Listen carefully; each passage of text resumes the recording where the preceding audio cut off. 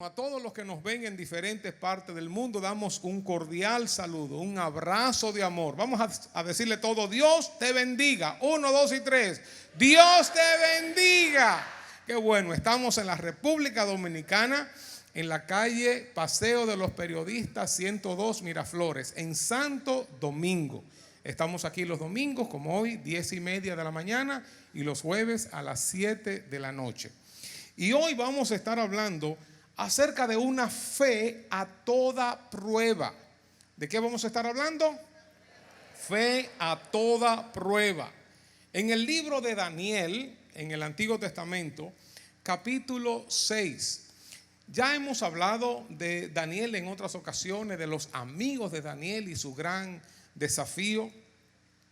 Estos muchachos fueron trasladados, jóvenes, desde Palestina, desde Israel.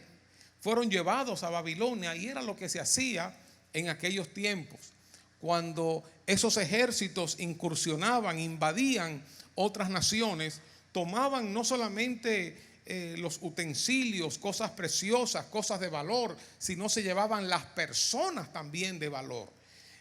Así como hay hoy en día, que no hay una invasión de un ejército sobre otro, vamos a decir en el término general de la palabra, pero sí hay un envío de cerebros hacia otros lugares, una migración de cerebros hacia otros lugares, sea buscando mejor vida, calidad de vida, mayores posibilidades, estudios, lo que fuera. En aquel tiempo se los llevaban obligados, esclavizados. Entonces allá los entrenaban en Babilonia, en la lengua de allá, la cultura de allá y todas estas cosas. Daniel y sus amigos habían llegado allá y se habían destacado, habían sido superiores a los demás. Y ya para esta fecha de Daniel capítulo 6, ya Daniel era una persona de unos 80, 85 años, un hombre probado, un hombre que había pasado ya por varios reinados, por varios gobiernos, un hombre de integridad, un hombre de excelencia. Y dice en el capítulo 6, versículo 1, que pareció bien a Darío constituir sobre el reino 120 sátrapas, es decir, gobernadores, líderes que gobernasen en todo el reino. Y sobre ellos 3 gobernadores, de los cuales Daniel era uno, a quienes estos sátrapas, estos gobernadores diesen cuenta, es decir, una especie de organización, de estructura, para que el reino fuese perjudicado. Había 120 que estaban en todo el imperio, y estos 120 respondían a 3, y entre esos 3, ahí estuvo Daniel entre los mejores. Yo digo, qué buen testimonio, ¿verdad? Que un siervo de Dios esté entre los mejores. Que no estemos entre los peores estudiantes, los peores profesionales, los peores obreros, sino que estemos siempre entre los mejores, porque Dios nos acompaña, la gracia de Dios está con nosotros. Que tengamos las mejores familias, los mejores matrimonios, que tengamos lo mejor. El cristiano tiene la gracia de Dios. Y dice luego más adelante que Daniel prosperó durante el reinado de Darío y durante el reinado de Ciro el persa. O sea que eso lo vamos a ver al final. Pero dicen en Daniel capítulo 1 que cuando el rey habló con ellos, dice que no fueron hallados entre todos ellos otros como Daniel, Ananías, Misael y Azarías. Así pues estuvieron delante del rey. En todo asunto de sabiduría e inteligencia que el rey les consultó, los halló 10 veces mejores que todos los magos y astrólogos que había en todo su reino. Una de las cosas que nosotros creemos en nuestra iglesia es en el crecimiento constante, es en la vida plena, la vida abundante. Creemos en la excelencia. Si tú eres un chofer, sé el mejor chofer. Si tú eres un médico, sé el mejor médico. Busca siempre la excelencia. Si eres ingeniero, sé el mejor ingeniero. Que estemos siempre entre los primeros lugares, no para vanagloria, no para nosotros exaltarnos, sino para dar gloria a Dios, para exaltar a Dios. Yo creo que los hijos de Dios, los cristianos, debemos ser ejemplo en todo. En amor, en integridad, en excelencia, en trabajo, en servicio, en responsabilidad, en honestidad. Aunque no somos perfectos, sino que todos estamos en un proceso de perfeccionamiento. Dice el versículo 3 entonces, pero Daniel mismo era superior a estos sátrapas y gobernadores, porque había en él un espíritu superior. Y el rey pensó en ponerlo sobre todo el reino. Oigan esto, Daniel estaba entre los tres, pero ahora el rey pensó, así como hizo con José, ponerlo por sobre todo, porque él tenía un espíritu superior. Daniel sobresalió. Era una persona talentosa, inteligente, despierta, dedicada, pero aparte de eso tenía la gracia y la sabiduría de Dios. Él durante toda su vida fue cultivando este espíritu superior. No se conformó con el statu quo, no se conformó con la mediocridad, no se conformó con dar el mínimo. Él fue agudizando su conocimiento, su discernimiento, su capacidad, su relación con Dios. Y yo digo que muchas personas tienen un gran potencial que Dios le ha dado, pero lo dejan ahí como aletargado. Y yo te quiero decir que lo que Dios nos da para multiplicarlo, para que seamos de bendición a otras personas y para que le demos gloria a Él con lo que tenemos.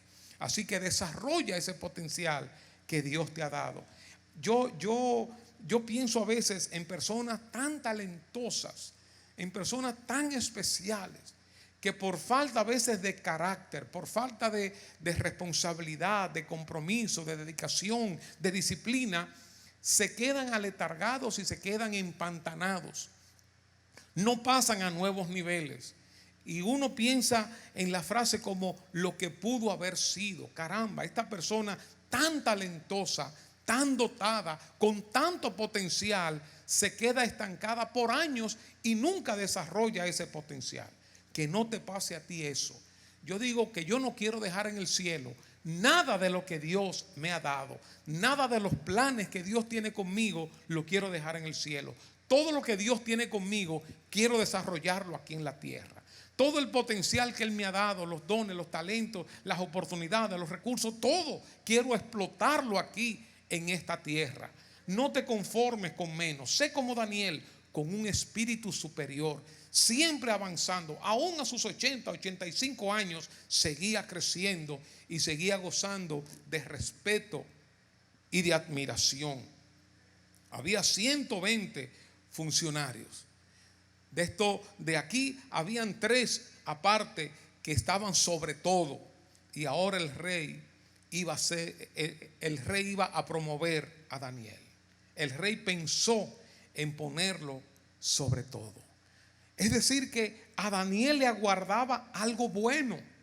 El rey estaba teniendo pensamientos buenos acerca de Daniel, que sin lugar a dudas Dios le había puesto en la mente, en el corazón del rey, bendecir a Daniel.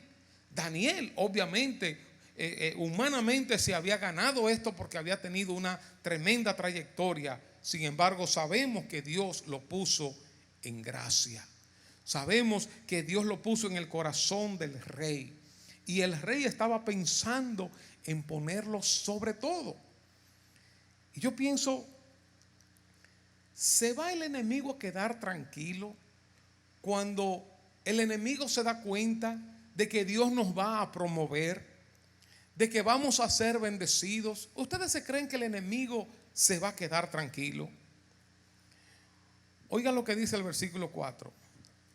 Entonces los gobernadores y sátrapas buscaban ocasión para acusar a Daniel en lo relacionado al reino, mas no podían hallar ocasión alguna o falta, porque él era fiel y ningún vicio ni falta fue hallado en él. Wow, tremendo. Ellos buscaban ocasión para acusar a Daniel, y en relación a su trabajo, a su conducta, a su responsabilidad, no encontraron nada. No podían encontrar nada porque él era fiel, él era correcto. No se halló ningún vicio, ninguna falta en él. Pero hermanos, el enemigo no se va a quedar tranquilo. Cuando Dios nos bendice por un lado, el enemigo tiene acechanzas, dice la Biblia. Tiene maquinaciones, tiene planes por otro lado. ¿Tú te crees que si Dios está bendiciendo tu vida, tus estudios, tu trabajo, tus finanzas, tu matrimonio, tú te crees que el enemigo se va a quedar así? Que tú estás prosperando, que tú estás progresando, que Dios te está bendiciendo y el enemigo se va a quedar así. No, el enemigo no se va a quedar tranquilo. Y mucho más si se está oliendo que viene una bendición sobre ti. El enemigo trata de cortar esa bendición aún antes de que llegue. Por eso el trabajo del enemigo es atacar, hurtar, matar, destruir. Él es el adversario, él es el oponente. Por eso hay que mantener los ojos abiertos. Dice la palabra de Dios, el apóstol Pablo, que no ignoramos sus maquinaciones. El enemigo quiere destruir tu vida, el enemigo quiere destruir tu familia, quiere destruir tu salud. Es lo que el enemigo quiere: destruir tu matrimonio, destruir tu empresa, destruir tu trabajo, avergonzarte, deprimirte, decaerte, enclaustrarte. Lo que el enemigo quiere es eso: matar, hurtar, destruir. Estemos pendientes, porque muchas veces, cuando el enemigo arrecia así tan fuertemente, es porque me está esperando una bendición bien grande. ¿Se acuerdan ustedes de aquel endemoniado gadareno? Cuando Jesús iba con sus discípulos en la barca, que se armó una tremenda tormenta, que yo prediqué sobre que antes de la paz viene la tormenta. No es que después de la tormenta viene la paz, sino que antes de la bendición el enemigo ataca para que Jesús y sus discípulos no llegaran a ese lugar y que fuera ese hombre libertado. Y antes de tú recibir una gran bendición, el enemigo ataca para distraerte, para que te salga del camino, para que te deprima, para que no vengas a un culto y para que no recibas la bendición que Dios tiene para ti. Pero más poderoso es el que está en nosotros que el que viene contra nosotros. Más poderoso es el que está en nosotros que el que está en el mundo. En el versículo 5 dice que entonces aquellos hombres dijeron: no hallaremos contra este Daniel ocasión alguna para acusarle, si no la hallamos contra él en relación a la ley de su Dios. Este era un hombre intachable, era un hombre correcto, Y otra versión dice: no vamos a encontrar nada malo en su trabajo, mejor busquemos en su religión la forma de acusarlo. Nunca encontraremos nada de qué acusar a Daniel, a no ser en algo relacionado con la ley de su Dios. Tremendo este Daniel. ¿Te imaginas que pudieran decir así de mí, de ti? Wow, no hay nada de qué acusar a este hombre, a esta mujer, solamente en relación a su fe. Su conducta es una conducta intachable, una conducta correcta, una conducta íntegra. Y no había forma de cogerlo en nada relacionado con su trabajo. Es correcto en esto, es correcto en aquello, es íntegro, dice la verdad, solo en lo referente a su Dios. Y dice el versículo 6: entonces estos gobernadores y sátrapas se juntaron delante del rey y le dijeron así. Es decir, que ellos maquinaron, se pusieron de acuerdo. Me imagino que hubo una lluvia de ideas con PowerPoint. ¿Y qué vamos a hacer? Estas son las opciones, estas son las alternativas. Hicieron toda su reunión ahí de estrategia. Estrategia contra Daniel, el plan Daniel, destruir a Daniel. Y le dijeron: Rey Darío para siempre vive. Un plan pensado, orquestado, coordinado. Aquí no hubo improvisación. Así el enemigo tampoco está improvisando con nosotros.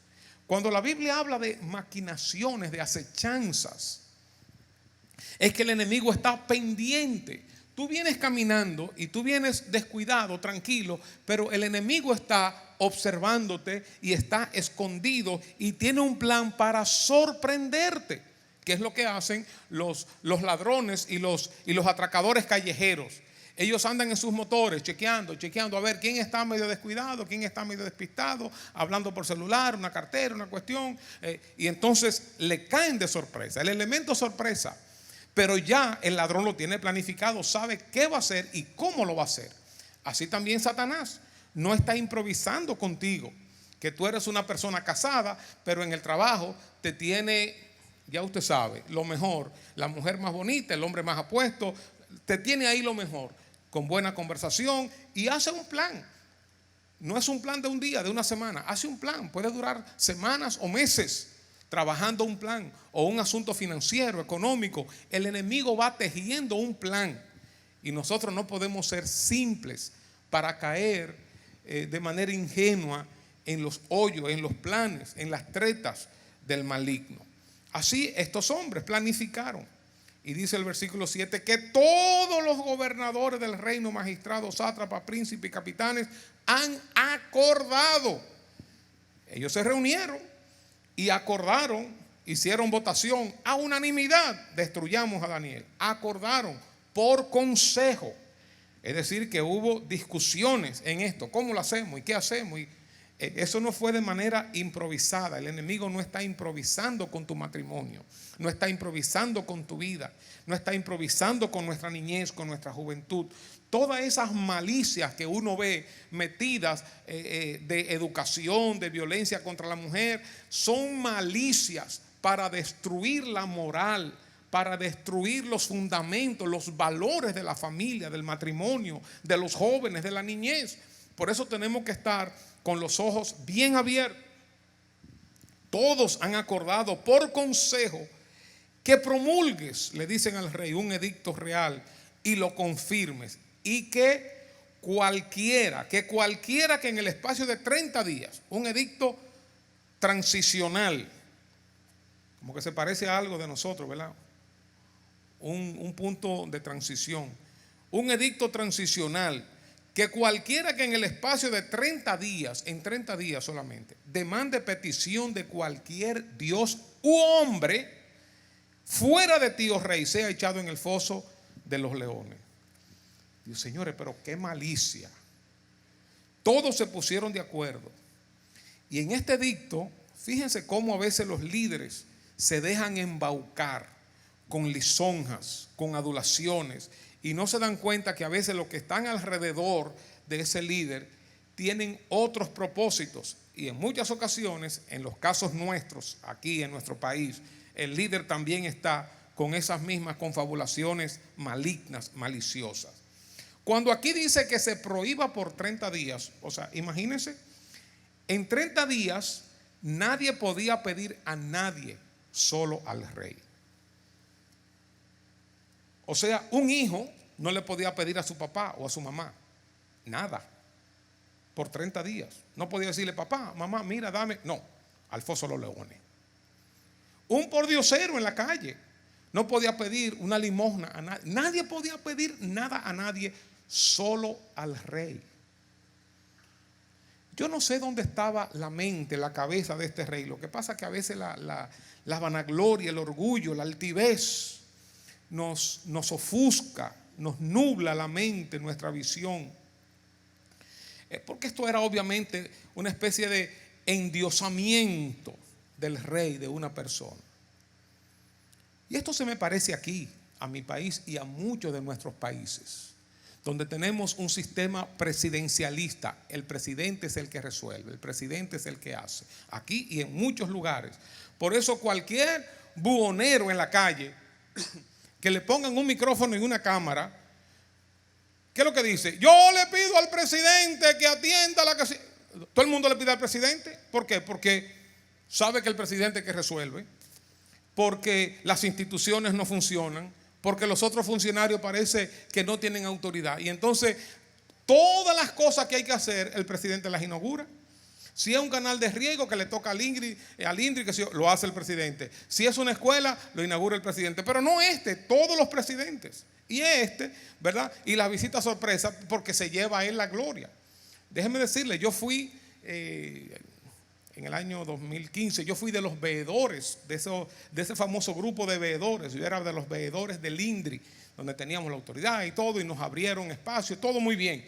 Pero cuando yo me di cuenta que todo lo hacía el presidente, renuncié. Dije, no, yo no puedo estar en esto, no va a hacer juego a esto. Yo pensaba que esto era algo institucional. Entonces, en nuestros países hay la mentalidad presidencialista, aún en una iglesia. No, si no es el pastor que me ora, si no es el pastor que me aconseja, si no es el pastor que viene, si no es el pastor que hace esto, que me visita. No, hermanos, nosotros estamos rompiendo con un sistema presidencialista de levantar la persona. Nosotros todos tenemos el Espíritu Santo. Todos estamos llamados por Dios. Un hermano de la iglesia te visitó la iglesia. Un hermano oró por ti, oró la iglesia por ti, oró el pastor, oraron los líderes. Por eso tenemos más de 100 grupos familiares, más de 100 células, donde todo el mundo está sirviendo, está trabajando. El único ungido no es el pastor o un grupito de líderes. Todos nosotros somos ungidos. Todos somos siervos de Dios, siervas de Dios. Todos estamos llamados a predicar el evangelio, a orar por los enfermos, a dar una palabra. Todos estamos llamados a esto, hermano. Así que rompamos, aún comenzando aquí en esta iglesia, con este sistema maldito, desgraciado, malsano, presidencialista que tenemos en nuestros países, endiosando a una persona, que si no depende de la voluntad de esa persona, nada se hace. Bueno, como que se me mete una raíz ahí de indignación.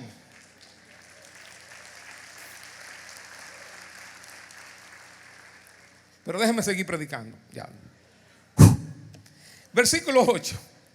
Ahora, oh rey, confirma estos tigres.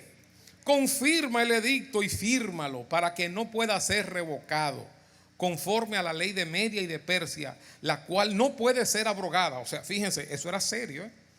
En estos tiempos no se relajaba. Una ley era una ley. No se podía anular, no se podía cambiar, no se podía variar. Eso no es que tú vas a sobornar al Congreso, le vas a dar qué sé yo cuántos millones y vamos a cambiar la ley, vamos a hacer esto. No. Que a los empresarios les conviene esto y vamos a meter esto, que a los políticos les conviene esto. No, lo que se firmó, se firmó. Y el rey, quizás llevándose por su orgullo, la ingenuidad, lo que fuera, firmó, versículo 9, el edicto y la prohibición. A veces los líderes son llevados, son manipulados, a veces no, pero muchas veces son llevadas por mentes malignas, con propósitos destructivos, por ambiciones personales, y tú te crees que te están dando una frutica buena y te están dando una fruta envenenada. Ellos estaban lisonjeando al rey, pero escondían sus verdaderos propósitos. ¡Cuánta maldad! Que no pidiera a nadie en 30 días. ¿Qué hubiéramos hecho tú y yo? Dice el versículo 10. Cuando Daniel supo que el edicto había sido firmado, cuando Daniel supo, ¿qué iba a hacer Daniel? Cuando Daniel supo que el edicto había sido firmado, entró en su casa y, abiertas las ventanas de su cámara que daban hacia Jerusalén, se arrodillaba 3 veces al día y oraba y daba gracias delante de su Dios, como lo solía hacer antes. Lo que hacía siempre, eso siguió haciendo. La ley no cambió sus buenos hábitos, su costumbre de orar, su relación con Dios. Obviamente Daniel desobedeció esta orden. Y aquí es donde nosotros necesitamos una iglesia militante, comprometida en un mundo malvado, perverso, que cada vez se está tornando peor vivir en este mundo. Porque cada vez las reglas se están volviendo contra la moral, contra la ética, contra los valores fundamentales, tradicionales, de la familia, de lo bueno.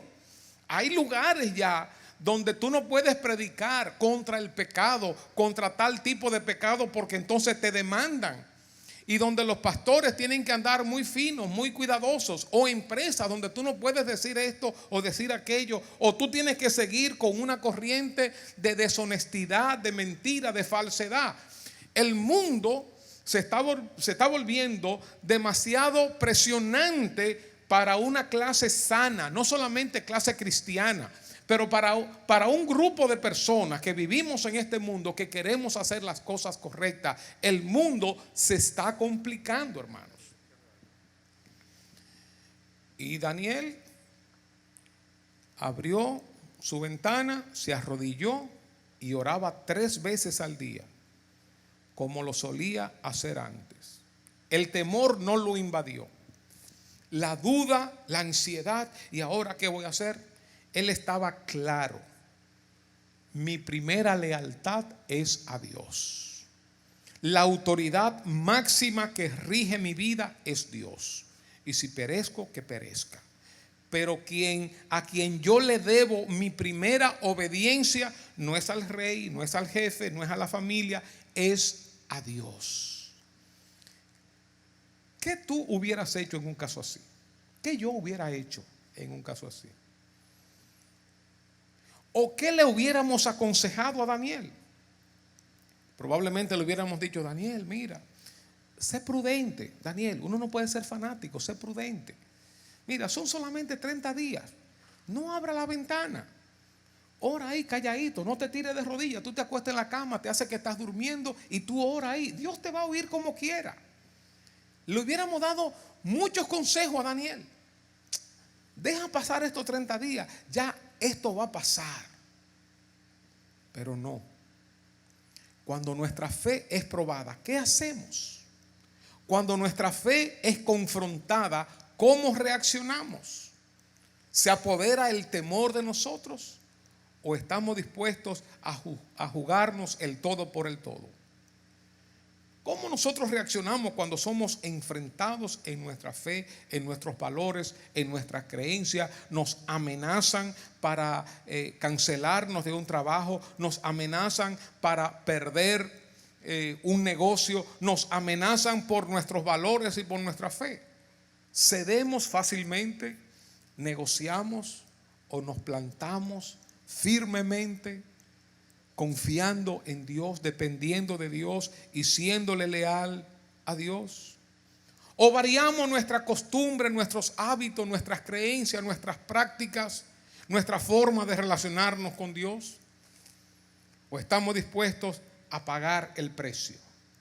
Hermano, déjenme decirles, en la medida que los tiempos van avanzando, el mundo se está haciendo más difícil para convivir de manera sana, de manera humana, de manera normal, de manera civilizada. El mundo se está complicando.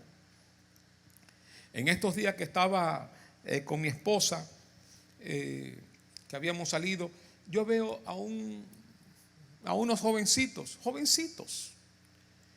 y dos de las muchachas muy graciositas. Y cuando yo pasé cerca, oí esa boca tan sucia, con palabras tan descompuestas. Yo digo: Dios mío, pero ¿cómo está este mundo? Muchachitas jovencitas, muchachitas bonitas, muchachitas que se ven bien, que de cierto nivel de educación, de cierto nivel de condición socioeconómica, y una boca sucia, depravada, y una forma de vestir. Yo digo: este mundo se está haciendo difícil. Yo pienso, por ejemplo, en nuestros nietos o nuestros bisnietos, si no es que Cristo viene antes. El asunto se está complicando a nivel de los negocios, a nivel de las relaciones, a nivel de los estudios, a nivel de sostener la familia, a nivel de sostener la sanidad de nuestra niñez, de nuestra juventud, cuando desde los gobiernos, incluyendo el nuestro, desde los gobiernos se está bombardeando negativamente contra los valores tradicionales de la sociedad, de la familia, bombardeando con un feminismo rancio, con un homosexualismo rampante que se está metiendo a todos los estratos de nuestra sociedad, con una deshonestidad y una corrupción. Difícil vivir en este mundo y mantenerse siendo puro, siendo sano, manteniendo los valores en cualquier carrera, en cualquier profesión, en cualquier área. Es como si la gente sana ya no hubiera espacio para ellos en este mundo. Y el que quiere hacer lo correcto, entonces es el raro, es el extraño y lo hacen brincar de los puestos. A veces una persona bien intencionada va a una posición tratando de hacer lo correcto y no puede. O lo matan literalmente, realmente, lo sacan del medio o lo hacen saltar del trabajo. Dice el versículo 12, fueron luego ante el rey y le hablaron del edicto real, diciendo, ¿no has confirmado el edicto? O sea, ellos estaban chequeando a ver lo que iba a hacer Daniel, chequeando. Cuando vieron que Daniel, como siempre, abrió sus ventanas, se arrodillaba, oraba, fueron a chismosear donde el rey. ¿No has confirmado edicto que cualquiera que en el espacio de 30 días pida a cualquier dios u hombre fuera de ti, oh rey, sea echado en el foso de los leones? Respondió el rey diciendo, verdad es, así es, yo he firmado eso, conforme a la ley de Media y de Persia, la cual no puede ser abrogada, no puede ser derogada, no puede ser anulada, revocada, alterada, cambiada por nadie. No se puede cambiar. Esos políticos no eran dominicanos. Ellos no sabían cómo que se cambian las constituciones más de 50 veces en una nación en 2 o 3 años. Ellos no sabían cómo hacerlo. Necesitaban un asesor dominicano, un político dominicano para que le digan cómo se cambia una constitución de ahora para ahorita. De ahora para ahorita, ¿cómo se cambia una constitución? Los dominicanos sí sabemos cambiar constituciones, compadre. No importa lo que haya que cambiar, aquí lo cambiamos. Y los millones los metemos. Así nos manejamos nosotros, hermano. Así nos manejamos. Qué vergüenza, qué vergüenza. Qué vergüenza. Eso es como si yo viviera en un sector, yo vivo en un sector, y a mí, y que tengo poder, que tengo autoridad, me conviene que la calle de este sector sea de norte a sur. Me conviene. Entonces, yo armo y cambio la ley y digo, esta calle de ahora en adelante va a ser de norte a sur, porque cuando yo vengo de mi trabajo, de mi oficina, me conviene venir de norte a sur. Wow. Pero después ya yo me mudé del lugar y se muda otra persona, otro jefecito, y le conviene que la calle sea de sur a norte. Entonces la cambia. Vamos a cambiar ahora de sur a norte. Y tú ves que ahora ya se cambió de sur a norte. Pero no se está pensando qué es lo que le conviene al barrio, qué es lo que le conviene a la comunidad, que sea de norte a sur, de sur a norte, que sea de doble vía. No se piensa en la gente, se piensa en la conveniencia personal. Y así manejamos la Constitución de la República, la manejamos así, a conveniencia personal, este y los otros gobiernos anteriores. Porque no estoy hablando de uno. Es la cultura maldita de nuestros políticos y de nuestros líderes. Esa es la cultura nuestra. Por eso el dominicano no le gusta respetar leyes. Porque sabe que hay un grupito que la ley como que no le va, como que las balas no le llegan. Son inmunes y tienen impunidad. Como que me estoy metiendo otra vez en eso. Pero es así, hermanos. Es así. Entonces respondieron y dijeron delante del rey, Daniel, que es de los hijos de los cautivos de Judá, no te respeta a ti, oh rey, ni acata el edicto que confirmaste, sino que 3 veces al día hace su petición. Se la tenían contada. Cuando el rey oyó el asunto, fíjense, a diferencia de Nabucodonosor, cuando se enteró que estos 3 muchachos habían desobedecido, a este hombre le pesó en su corazón, le pesó en gran manera, le pesó, ay, lo que yo he hecho. Porque él apreciaba a Daniel, lo valoraba, lo tenía en alta estima, había visto su trayectoria por muchos años, su integridad, su nivel de excelencia, su trabajo, su responsabilidad, había visto todo al punto que había pensado en ponerlo como después de él, el primero ahí sobre todo, lo iba a engrandecer. Valoraba y apreciaba a Daniel y le pesó en su corazón y resolvió, oigan bien, resolvió librar a Daniel, el rey. Y hasta la puesta del sol trabajó para librarle. Ese no era dominicano, ese no sabía cómo cambiar una constitución. Ese no sabía cómo cambiar las leyes. Ese no sabía cómo ponerse por encima de las leyes y hacer lo que le viniera en gana. Ese no sabía eso. Ese era un hombre respetuoso de la ley, de la Constitución. Qué bueno. Necesitamos personas así, que aunque la ley nos atraviese y nos parta en dos, esa es la ley. Como dice la frase, la ley es dura, pero es la ley. Todos sometidos bajo la ley. Como decimos en nuestra iglesia, la Biblia es nuestra única autoridad. Todos estamos debajo de la Biblia, debajo de la ley, debajo de lo que dice Dios. Porque a mí me convenga una cosa, ahora yo no voy a variar lo que dice la Biblia. Bueno, que me están ofreciendo un negocito y ahí me voy a ganar que sé yo cuánto y tengo que robarme un dinero y tengo que hablar mentira, que sé yo qué. Bueno, no, pues déjame cambiar esto. No, que la Biblia entonces ahora ya la mentira no importa y voy a clasificar las mentiras como mentira blanca, mentira rosada, mentira que sé yo cuánto y voy a cambiar todo. No, que estoy casado pero me gustó una mujer, o estoy casado, me gustó un hombre. Déjame entonces ahora cambiar la Biblia y quitar el tema del divorcio y ahora me divorcio y me caso otra vez. No, nosotros no cambiamos la Biblia para nuestro provecho personal. La Biblia, es la palabra de Dios inmutable. Eso no se cambia. La constitución de una nación es como la Biblia. Eso no se cambia, mucho menos por provecho personal.